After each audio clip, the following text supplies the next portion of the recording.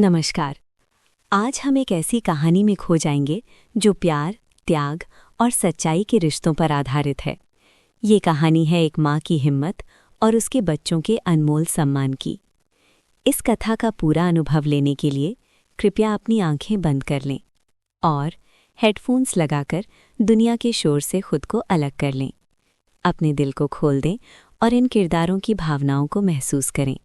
हर शब्द, हर एहसास आपके दिल तक पहुंचेगा। एक पल के लिए शांत हो जाइए, एक लंबी गहरी सांस लीजिए।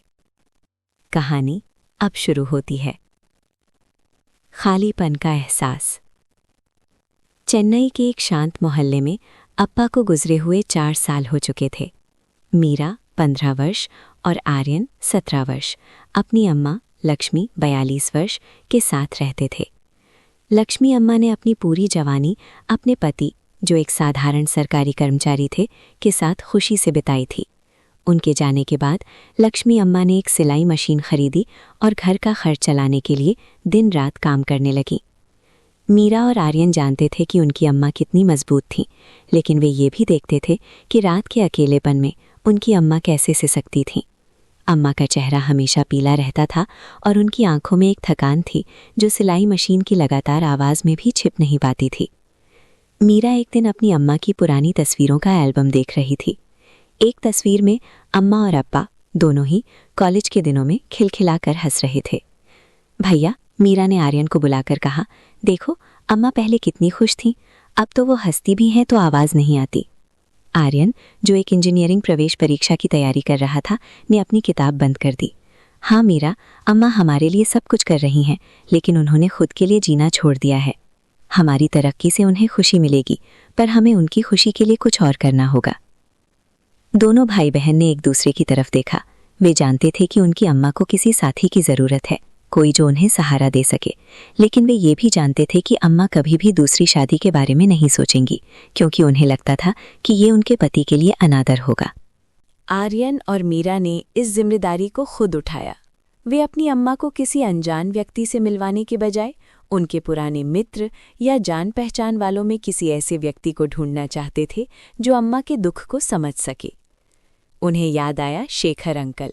शेखर अप्पा के बहुत पुराने और करीबी मित्र थे। वो एक छोटे से स्कूल में संगीत शिक्षक थे।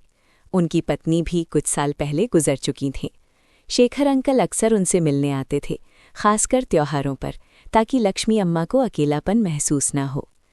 एक दिन जब शेखर अंकल घर आए तो उन्होंने देखा कि लक्ष्मी अम्मा का हाथ सिलाई करते करते मशीन पर ही रह गया था और वो सो गई थीं। उनके चेहरे पर गहरी उदासी थी। शेखर अंकल ने चुपके से एक चादर लाकर उन्हें ओढ़ा दी। ये दृश्य देखकर आर्यन और मीरा की आंखों में आंसू आ गए। रात में दोनों भाई बहन ने अम्मा से बात करने का फैसला किया। अम्मा, आर्यन ने धीमे से कहा, हम जानते हैं कि अप्पा के लिए आपका प्यार कितना गहरा है, लेकिन अप्पा हमेशा चाहते थी कि आप खुश रहें।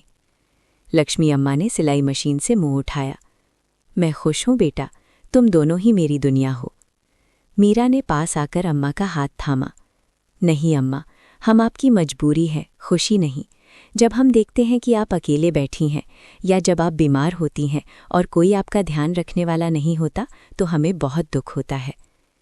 आर्यन ने हिम्मत जुटाकर कहा, हमने शेखर अंकल से बात की है। लक्ष्मी अम्मा अचानक चौंक गईं। क्या बात की?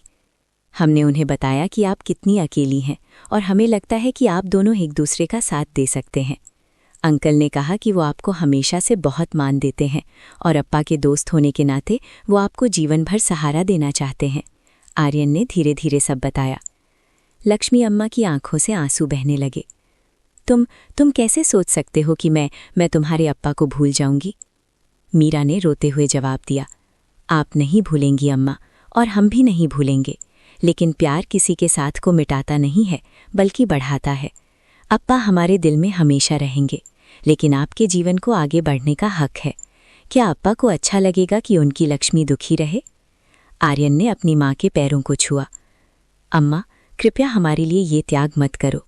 आप अपनी खुशी को स्वीकार करके हमें गर्व महसूस कराओ। हम नहीं चाहते कि लोग आपको देखकर कहें कि आप एक बेसहारा विधवा हैं। हम चाहते हैं कि लोग कहें, देखो लक्ष्मी अम्मा कितनी हिम्मती हैं, उन्होंने अपने बच्चों के कहने पर अपनी खुशी को अपनाया।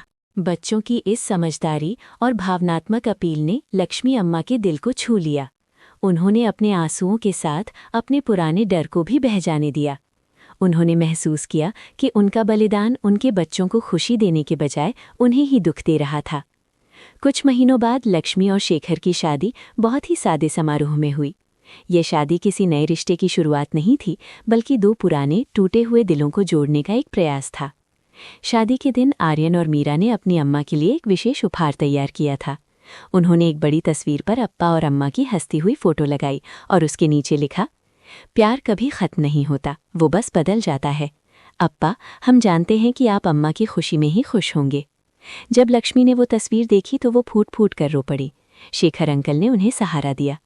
इसके बाद आर्यन ने सबके सामने माइक लिया और कहा, आज मैं और मेरी बहन अपनी अम्मा को उनके पुराने दोस्त शेखर अंकल के साथ देखकर बहुत गर्व महसूस कर रहे हैं।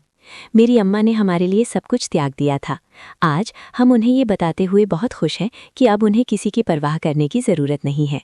उन्होंने अपनी हिम्मत और अपने बच्चों के लिए प्यार दिखाकर हमें सिखाया कि जीवन में कभी भी उम्मीद नहीं छोड़नी चाहिए। मीरा ने कहा, हम अपनी अम्मा को अब खुश देखेंगे और ये हमारे लिए दुनिया की सबसे बड़ी दौलत है। लक्ष्मी ने अपने बच्चों को गले लगाया और उस पल महसूस किया कि उन्होंने अपने बच्चों को जो सबसे बड़ा संस्कार दिया था, प्यार और सम्मान, वही आज उनके जीवन में फिर से खुशी लेकर आया था। अब वो एक माँ होने के साथ साथ एक खुशहाल जीवनसाथी भी थीं और उनके बच्चों को उन पर असीम गर्व था। प्रिय श्रोताओं, ये थी त्याग, प्रेम और सम्मान से भरी अम्मा और उनके बच्चों की कहानी। हम आशा करते हैं कि इस कथा ने आपके हृदय को छुआ होगा। आपकी राय हमारे लिए अनमोल है। टिप्पणी करके बताएं कि आपको ये कहानी कैसी लगी और इसमें आपका पसंदीदा पल कौन सा था। अगर आपको हमारी ये प्रस्तुति पसंद आई हो तो कृपया हमें अपना समर्थन दें, लाइक करें, शेयर करें और ऐसे ही सुंदर अनुभवों के लिए सब्सक्राइब करें। धन्यवाद।